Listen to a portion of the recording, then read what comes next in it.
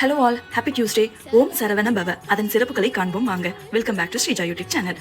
ஓம் சரவண பவ மூல மந்திர நாமமாக உச்சரிக்கக்கூடிய இந்த நாமத்திற்கு மிக மிக நல்ல சிறப்புகள்லாம் இருக்குங்க.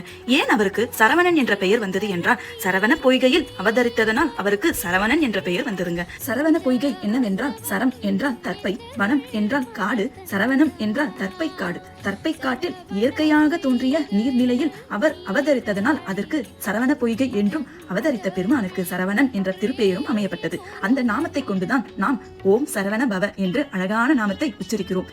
இதில் வரும் எழுத்துக்களின் பலன்கள் என்னவென்றால், சா செல்வத்தையும் மங்களத்தையும் குறிக்கும், ரா கல்வியையும் ஒளித்தன்மை நிறைந்தவர் என்றும் குறிக்கும், வா முக்தியையும் சாத்வீக தன்மையும் நமக்கு பெற்றுத்தரும், நா பகமையும் வெல்லும் திறனை நமக்கு ஏற்படுத்தும், பா காலனை ஜெயிக்க நமக்கு உதவும் தாரக எழுத்தாக அமையும், வா ஆரோக்கியத்தை நமக்கு தரக்கூடியதாகவும் நீடித்த ஆயுளையும் குறிக்கும். இந்த நாமத்தை 108 முறை சொன்னால் மிகவும் சிறப்பானது. ஓம் சரவண பவ. தேங்க்ஸ் ஃபார் வாட்சிங். Subscribe my channel.